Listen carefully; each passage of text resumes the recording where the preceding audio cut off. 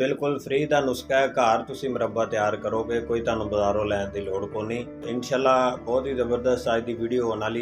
अस्सलाम वालेकुम दोस्तों, की हाल है? सब ठीक ने? अच्छा भाईजान, अज एक बहुत ही ज़बरदस्त ऐसा नुस्खा तुहानू दसांगे जिन्हां दोस्तों का कद नहीं वधदा या जिन्होंने साह का मसला है, उन्होंने वास्ते अज एक खास मुरब्बा लैके हाज़र होए हैं। और मुरब्बा तुहानू जिहड़ा ना, अस्सलाम वालेकुम दोस्तों, की हाल है? सब ठीक ने?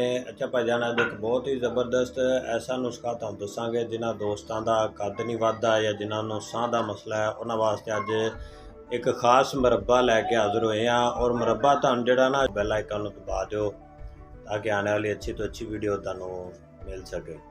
और वीडियो अच्छी लगे तो इसनूं लाइक कर दिया करो। अज असी इस्तेमाल करांगे वास का मुरब्बा।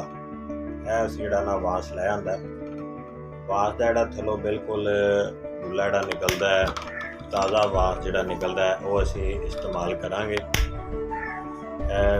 नरम है, बिल्कुल नरम, जिहड़ा ना तुसीं तोड़ोगे तो हत्थ नाल बिल्कुल नरम है। आओ चलने नुस्खे की तरफ। इसनूं जिहड़ा ना मुकम्मल तुहानूं तरीका इस्तेमाल करन दा दसने आ। हर तरह का जिहड़ा ना तुहानूं इहदे विच दसांगे किस तरह इहनूं तुसीं तैयार करना है और किस तरह इहनूं इस्तेमाल करना है, किस तरह इहदा मुरब्बा तैयार होएगा। हर चीज़ जिहड़ी ना तुहानूं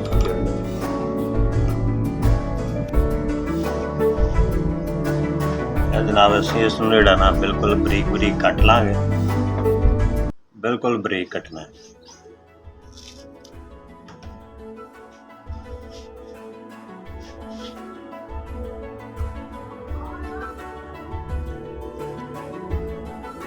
इस तरह बिल्कुल बरीक कटना है, ज़्यादा मोटा नहीं कटना।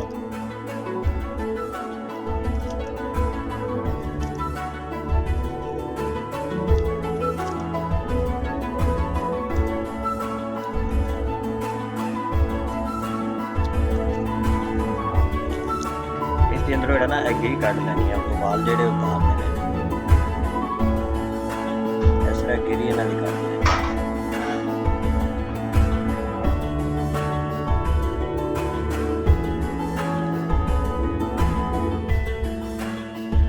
इहनूं बिल्कुल बरीक कटना, ज़्यादा मोटा नहीं कटना, ताकि अगर असीं इहनूं गालना है तो जिस तरह करना।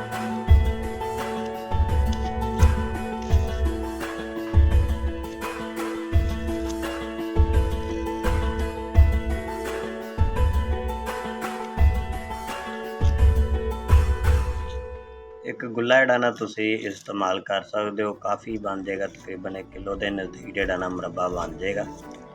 बिल्कुल नरम नरम जिहड़ा वो कट लेना है, सख्त जिहड़ा ना वो पिछली साइड तो वो नहीं कटना, वो रहन देना।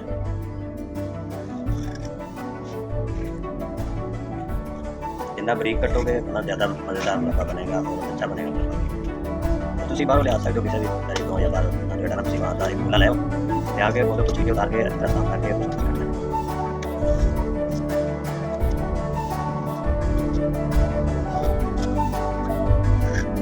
जिहड़ा निकल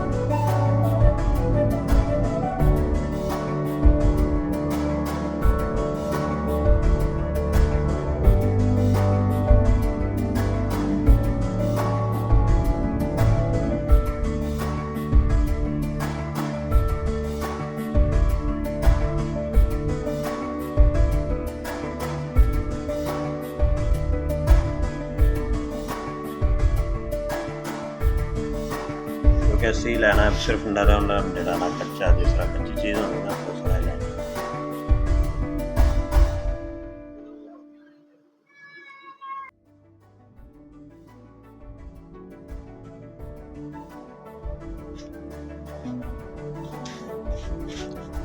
असीं नरम नरम सारा कट लिया, बिल्कुल नरम जिहड़ा ना।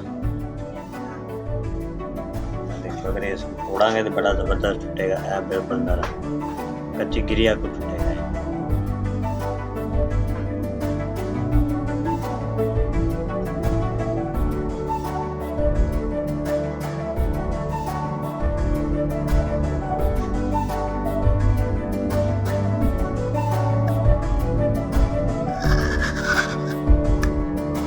बिल्कुल नरम गिरिया, कोई एडा मुश्किल नहीं है। कि जो वास खुशक हो जाता है उदों हार्ड हो जाता है, असीं इसका गुला इस्तेमाल करेंगे। ਮੁਰੱਬਾ ਬਣਾਉਣ ਦੇ ਅੰਦਰ ਸਿਰਫ ਇਹਦਾ ਗੁੱਲੇ ਇਸਤੇਮਾਲ ਹੁੰਦੇ ਨੇ। ਬਹੁਤ ਹੀ ਜ਼ਬਰਦਸਤ ਮੁਰੱਬਾ ਤਿਆਰ ਹੁੰਦਾ ਹੈ, ਬਹੁਤ ਅੱਛਾ ਜ਼ਾਇਕਾ ਇਸਦਾ ਹੁੰਦਾ ਹੈ। ਜਿਹੜੇ ਦੋਸਤਾਂ ਖਾਧਾ ਉਹਨਾਂ ਨੂੰ ਪਤਾ ਹੋਏਗਾ, ਬਹੁਤ ਹੀ ਜ਼ਬਰਦਸਤ ਮੁਰੱਬਾ ਇਹਦਾ ਤਿਆਰ। ਬਿਲਕੁਲ ਜਿਸ ਤਰ੍ਹਾਂ ਸਬਜ਼ੀ ਕੱਟੀ ਦੀ ਹੈ ਉਸ ਤਰ੍ਹਾਂ ਹੀ ਇਸ ਨੂੰ ਕੱਟਣਾ ਹੈ, ਬਿਲਕੁਲ ਨਰਮ ਨਰਮ ਪੀਸ, ਬਰੀਕ ਪੀਸ ਜਿਹੜੇ ਨਾ। ਇਹ ਚੈੱਕ ਕਰੋ, बहुत ही ज़बरदस्त कटाई होता है।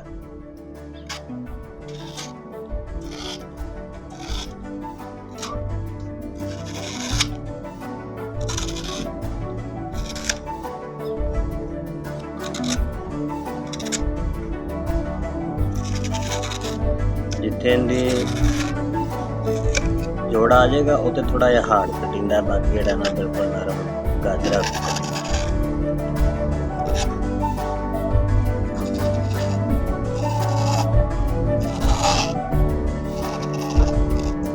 हार्ड ਜਿਹੜਾ ਜ਼ਿਆਦਾ ਕੱਟ ਲੈਂਦਾ ਹੈ ਸਾਈਡ ਤੋਂ ਹੋ ਜਾਂਦਾ। ਐਸੇ ਜ਼ਿਆਦਾ ਹਾਰਡ ਸੀ ਮੋਟਾ ਕੱਟ ਲੈ ਇਹਨੂੰ ਸਾਈਡ ਤੇ।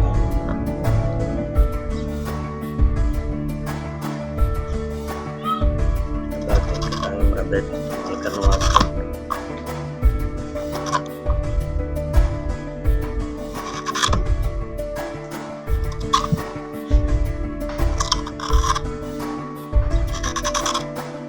अगर तुम बाज़ारों लैन चले जाओ मुरब्बा तो तुम 1200 रुपये किलो या 1500 रुपये किलो मिलेगा बांस का मुरब्बा। जोड़ा तुम बिल्कुल फ्री असी तैयार करके दिखावांगे ताकि तुम आप खुद तैयार कर सको, बाहरों बांस का गुल्ला लैके उसके नाल इस्तेमाल कर सको।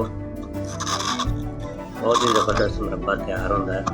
ये पिछे हाड़ आ गया, इसनूं असीं रहन देंगे क्योंकि इहदे विच खावांगे तो बाल आउणगे, क्योंकि बांस दे विच बाल तरह होता है, बिल्कुल बरीक बरीक जड़ा होंदी है। जो मुरब्बा बनाइए फिर जो खाइए तो इस अंदर जड़ा ना बाल होंदे ने।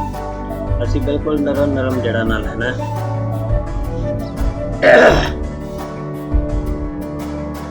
गुल्ला असीं उदों लैना है जो बिल्कुल छोटे गुल्ले होण। असीं थोड़ा जिहा वड्डा सी तो उदों लैके आंदा, असीं बिल्कुल छोटा गुल्ला होवे उदों लैना नरम, अगे तुहानूं बनाउण लगे आसानी होवे।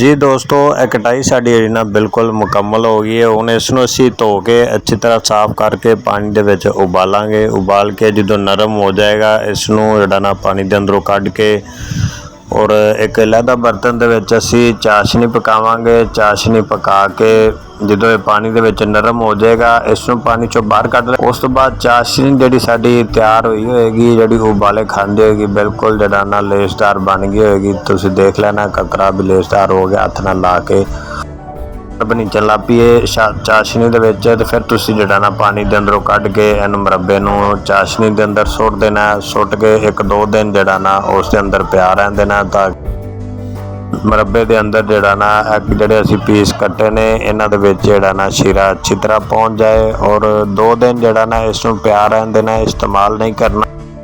दिन तो बाद ਜਿਹੜਾ ਨਾ ਤੁਸੀਂ ਇਸਤੇਮਾਲ ਕਰ ਸਕਦੇ ਹੋ। ਇਹ ਜਿਨ੍ਹਾਂ ਦੋਸਤਾਂ ਦੇ ਸਾਹ ਦਾ ਮਸਲਾ ਹੈ ਜਾਂ ਜਿਨ੍ਹਾਂ ਦਾ ਕੱਦ ਨਹੀਂ ਵੱਧਦਾ, ਇਹ ਉਹਨਾਂ ਵਾਸਤੇ ਬਹੁਤ ਹੀ ਮੁਫੀਦ ਨੁਸਖਾ ਹੈ और इस नूं इस्तेमाल करो, इस तो फ़ायदा उठाओ। और साढ़े चैनल नूं सबसक्राइब करना ना भूलो और बेल आइकन दबा दो ताकि आने वाली वीडियो आप तक